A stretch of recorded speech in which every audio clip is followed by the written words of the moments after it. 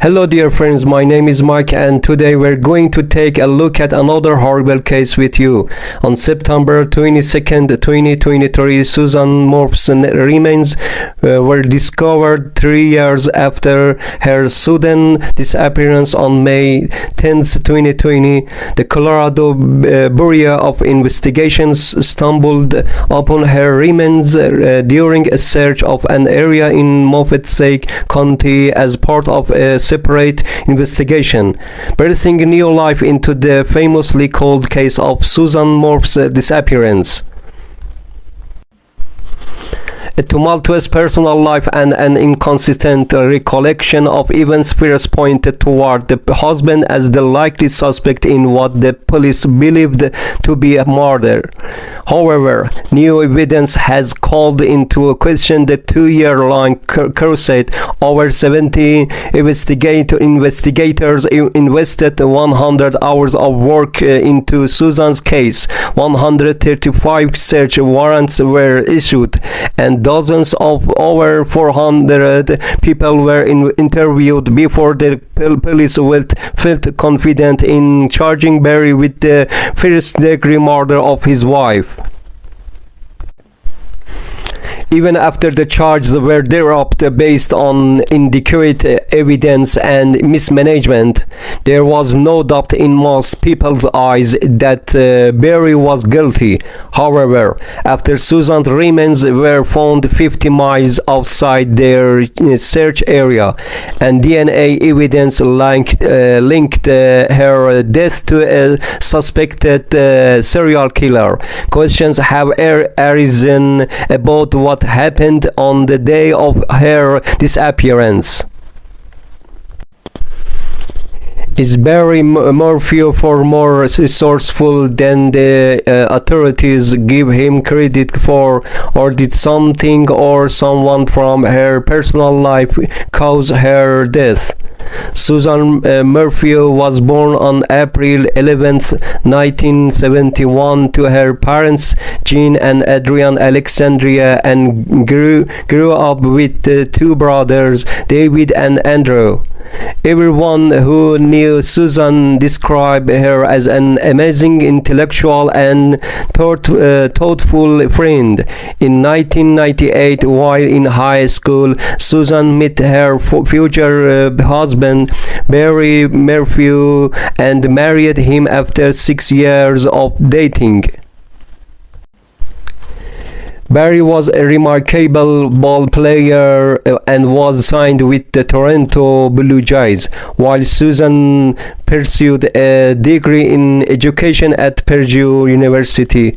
Barry's career ended before it barely began after a serious injury, and he switched tracks, beginning a career in horticulture.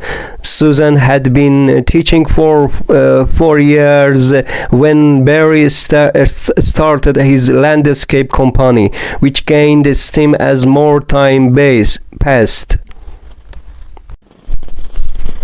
Together, the couple had two children, Mallory and Macy. They had a picture-perfect life in Indiana until Suzanne was diagnosed with Hodgkin's lymphoma. She beat cancer twice, and in 2018, Morphews moved to Maysville, Colorado for a fresh start and to be closer to their daughter Mallory, attending Western State University. They moved to a gorgeous 7-acre property where Barry could hunt. He still worked as a contractor and had even taken up being a volunteer fireman, while Suzanne retired from teaching, devoting herself more to the church and taking up sports. Mountain biking was a new pastime she was exploring.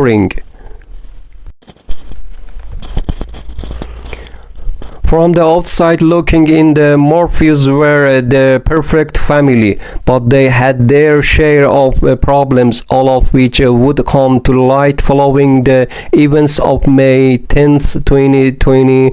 May 10th, 2010 started a bit differently from most Mother's Day celebrations at the Morphew residence. Barry and the girls were out of the house, leaving Susan alone. Barry claimed to have a landscaping appointment in the town of Broomfield, 3 hours away from Maysville by car. The girls, on the other hand, went on camping trip. Barry and the girls had planned to return home by the evening to celebrate Mother's Day with Susan. However, the planned celebration never took place. That evening, the girls messaged their mother to wish her a happy Mother's Day, but received no text message in return. They found this odd, since their mother was very active on social media, expecting a few pictures from her best friend's daughter's wedding. They knew she had to be on her phone. After a few hours of no reply, Mallory and Macy reached out to their neighbor Martin Ritter and his wife to check on Susan. Mrs. Ritter made the trip down to the Morphew house around 4 to 4:30 p.m. to discover an empty house. She called Barry explaining the situation, and he told her to check for Susan's mountain bike. If it was not there, he instructed her to call the police, and that's exactly what she did. The police showed up at the Morphew residence, and Barry Morphew and his 2 daughters made their way back home. Desperate to learn the location and status of Susan, the police found their first solid clue a few hours into the search. The discovery turned the investigation on its head. 2 deputies found Susan's mountain bike off a steep ravine not too far from Morphew's home. The location suggested that Susan might have likely been in a crash, but the bike itself and the surrounding vegetation did not indicate signs of a struggle.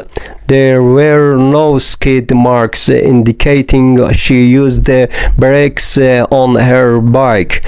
No damage to the mountain bike itself, despite tumbling down the side of a ravine. No blood, and the vegetation in the area hadn't been disturbed. The deputies deduced it was obviously placed there by somebody. When they presented Barry with this information, he had a bizarre reaction.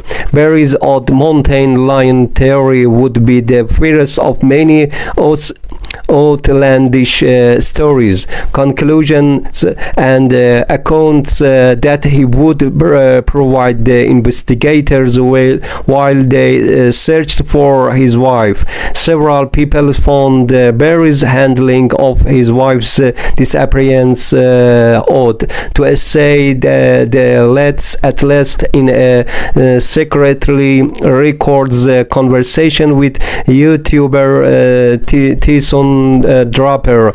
He went into further detail about his mountain lion story. Barry was also absent from the search parties organized by Susan's brother Andrew. He didn't believe Barry's story about the bike ride and suggested that she might have been taken on May 9th instead of Mother's Day.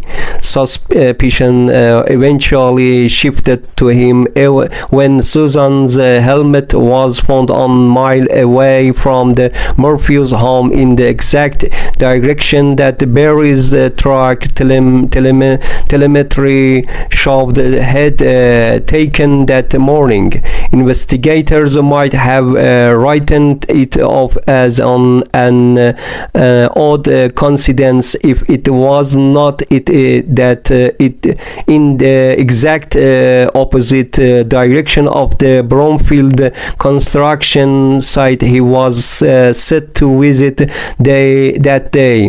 In the preliminary interview he gave the officers, he claimed to have been woken up by his alarm clock around 4:30 a.m. and left straight for Bromfield, yet the telematic data from his Ford F-350 showed that he had driven a mile west before heading to the construction site. When Barry was confronted with the data gathered, Barry provided a convenient explanation. He claimed to have been shooting elk earlier that morning at around 4:30 a.m. and was curious to see which direction they were headed so that he could track them down later. Apparently, Barry had a habit of tranquilizing elk and removing their antlers for sale. When the officers pointed out that they couldn't have spotted the elk at 4:30 a.m. if he was supposed to be just waking up, he amended his story to say that he didn't set his alarm for 4:30 and got up alone. When he was questioned specifically about the day of her disappearance, he said the day was one of the best the couple had in some time. Barry said he was working with co-workers in Salida that morning. He returned early, went on a hike with Susan, and then they grilled up some steak and were intimate. He said they went to bed together and suggested that it could have been the last time they saw each other, but as we've established, Barry is not the most reliable witness. When Barry was confronted with the data gathered, Barry provided a convenient explanation. He claimed to have been shooting elk earlier that morning at around 4:30 a.m. and was curious to see which direction they were headed so that he could track them down later. Apparently, Barry had a habit of tranquilizing elk and removing their antlers for sale. When the officers pointed out that they couldn't have spotted the elk at 4:30 a.m. if he was supposed to be just waking up, he amended his story to say that he didn't set his alarm for 4:30 and got up alone. When he was questioned specifically about the day of her disappearance, he said the day was one of the best the couple had in some time. Barry said he was working with co-workers in Salida that morning. He returned early, went on a hike with Suzanne, and then they grilled up some steak and were intimate. He said they went to bed together and suggested that it could have been the last time they saw each other, but as we've established, Barry is not the most reliable witness.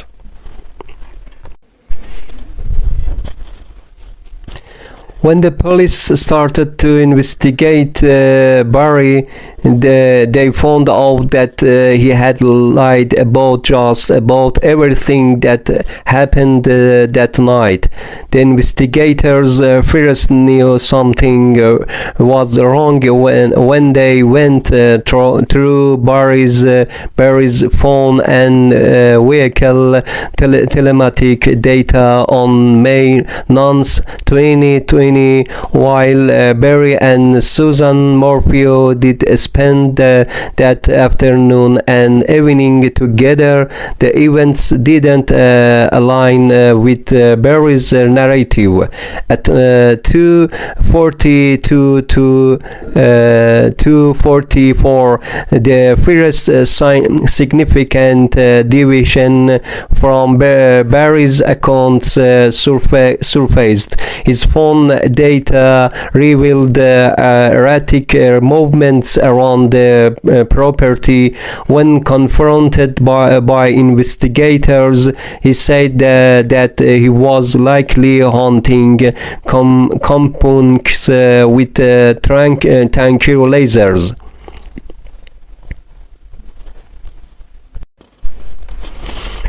At 2:47 p.m., Barry switched his phone to airplane mode, maintaining it until 10:17 p.m. Even the steak dinner he claimed to have shared with his wife was thrown into doubt. Investigators found only one dirty dish instead of two. Later that night, more peculiarities emerged on the Morphews' property. The police noted additional concerning details during their scrutiny of the date from later that night. At 9:30 p.m., at an hour after Barry claimed to have gone to sleep with his wife, his car reversed, moving 96 feet backward from the driveway. Investigators speculated this might have been when he loaded her body onto his truck. If he was guilty from 25 to 3:48, the records indicated that the door to his truck opened and closed over 80 times. Thought circumstantial, the evidence hinted at information Barry wasn't sharing with the police, prompting a closer look into the events of May 10th. Interviews with co-workers revealed that Barry was not supposed to be in Bromfield that day. Their contract wasn't set to begin until a week later, meaning there was no project to inspect. According to Barry, he only visited the Holiday Inn, the job site, a local store for granola and water, and briefly stopped at McDonald's to clean his windshield. However, surveillance footage obtained by the Colorado Bureau of Investigation contradicted his account. Barry was observed disposing of 5 trash bags near McDonald's and the Holiday Inn. When confronted with the footage, Barry provided an odd reason for his disposal method, claiming he wanted to clean his car without incurring proper disposal fees. Naturally, Barry's explanation narrowed when officers inspected his car. A co-worker also reported a strong smell of bleach and children in Barry's hotel room a day after Suzanne's disappearance. Furthermore, investigators discovered that Barry changed his clothes multiple times throughout the day. As damaging as Barry's actions might seem, investigators had discovered no motive. That changed when they looked deeper into their personal lives. Barry and Suzanne's daughter revealed that both of them were not exactly as happy as Barry would like the police to believe. The text messages they discovered when they recovered Suzanne's phone and personal belonging from the house proved it to say that they were having marital problems would be an understatement. When the police stormed the Morphew house on May 20th, they discovered a pen that Suzanne had purchased to catch her husband in the act. Ironically, it recorded her affair, not his. Her lover was a man named Jeff.